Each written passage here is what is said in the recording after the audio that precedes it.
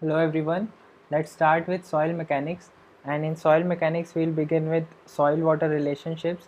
And to understand that, the very first concept is to understand the phase diagram. So it is a way of representing the soil mass, and so we make this diagram, and in the bottom we represent the solids, and above that water, and if air is there then above that air.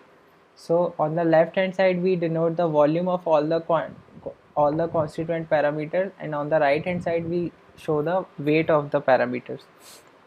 So the soil sample may exist in a three phase or in a two phase condition. It cannot exist in a single phase condition, which means that soil solids cannot be compacted to such a stage that there will not be any voids. Some voids will always be there, and so air will always be there in the system. So if it is a partially saturated soil, which means that all the pores which are there are not filled with water. So some pores are filled with water and some pores are filled with air. So it is a partially saturated sample.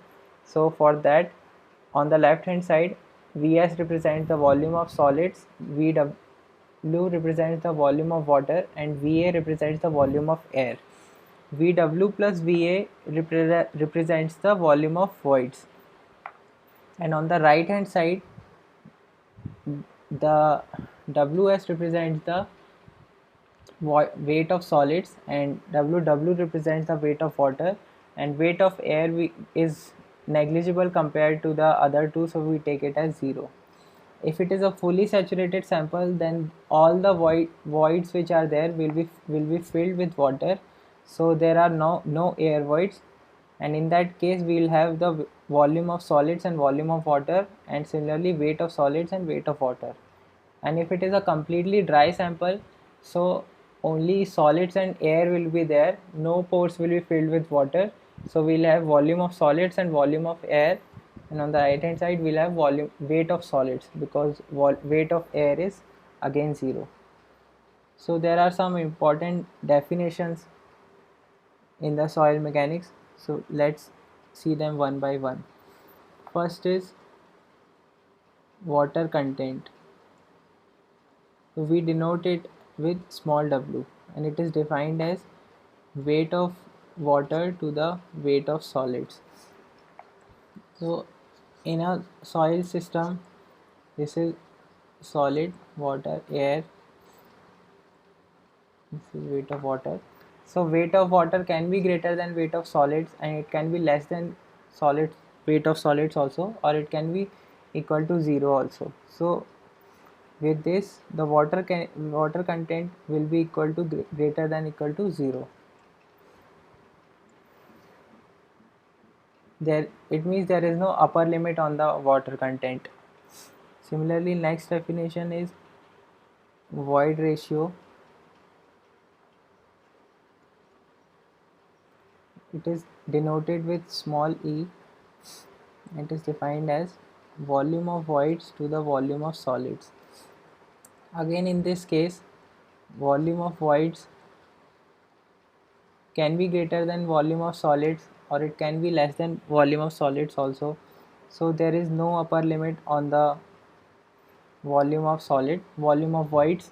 So the value of void ratio can be anything between 0 to infinity, but it cannot be 0 also, because there will always be some voids, so it is always greater than 0. Here one thing to notice is that we consider the soil mass as incompressible, so weight of volume of solids will be fixed because it is incompressible. Next definition is porosity.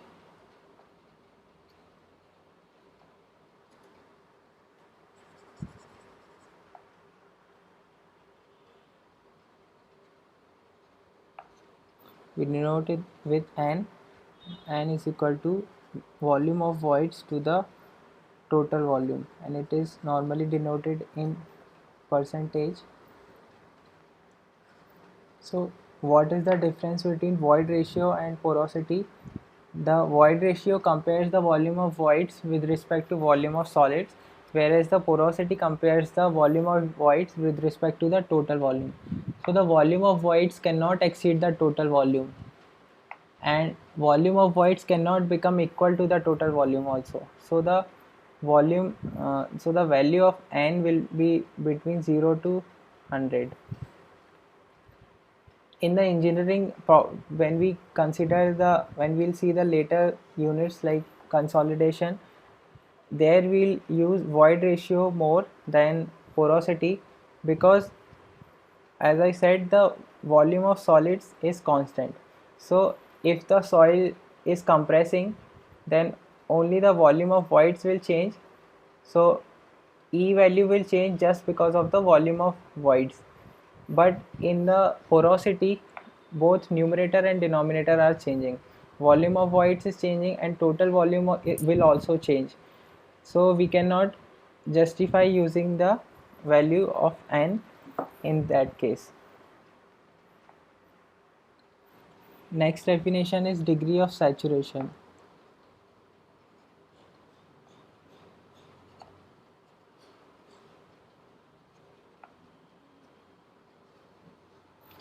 It is denoted with S, and it is equal to volume of water to the volume of voids.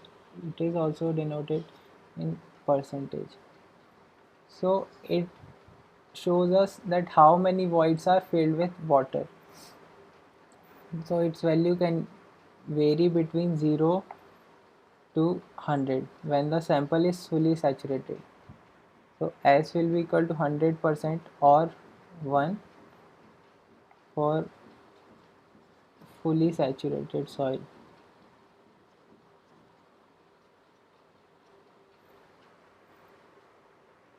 Similarly, next definition is percentage air voids.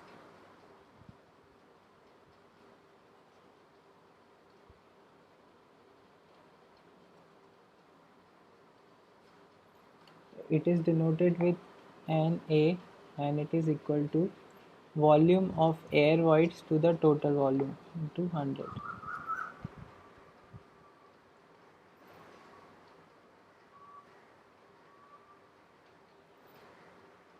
After that, next definition is air content. It is denoted with AC, and it is equal to volume of air voids to the volume of voids.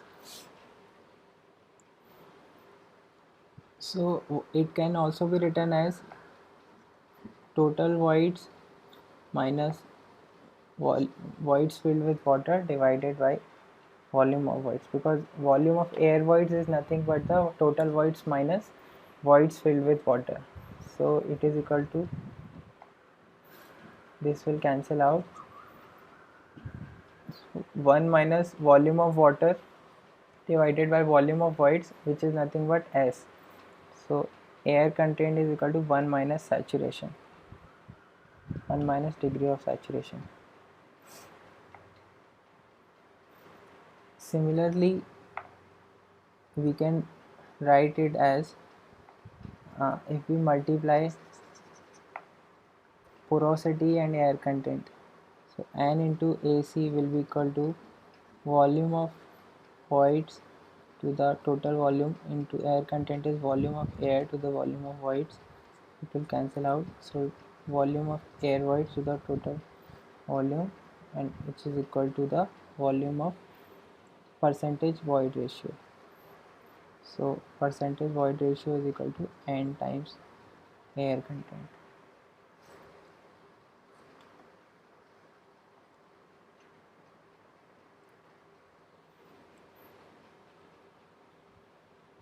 Next definition is the bulk unit weight.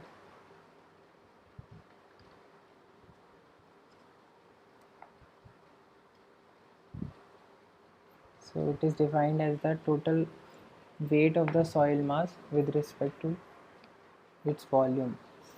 So we denote it as gamma T, and it is the total weight divided by total volume.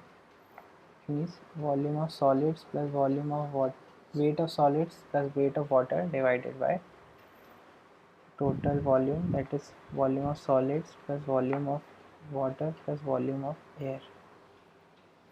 Its unit is normally preferred unit is kilonewton per meter cube.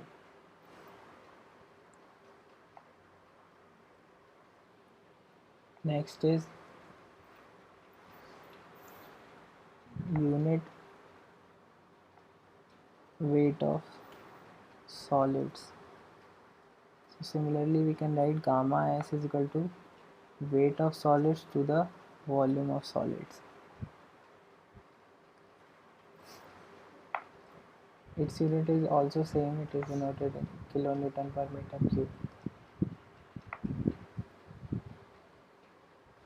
Similarly we can write for the unit weight of water also, that will be weight of water to the volume of water. And then next is dry unit weight. It is denoted with gamma D, and that is weight of solids divided by total volume.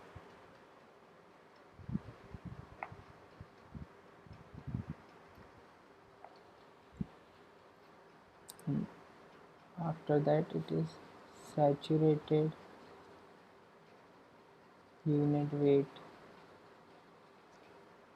and it is denoted with gamma sat, and that is weight of saturated sample of soil, weight of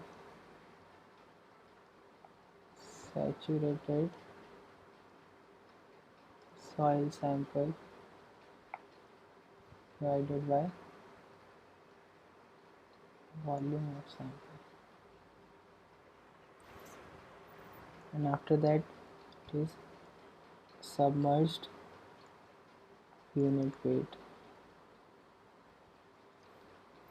It is denoted with gamma dash or gamma submerged. It is equal to submerged weight divided by total volume, and it is also equal to saturated unit weight minus unit weight of water.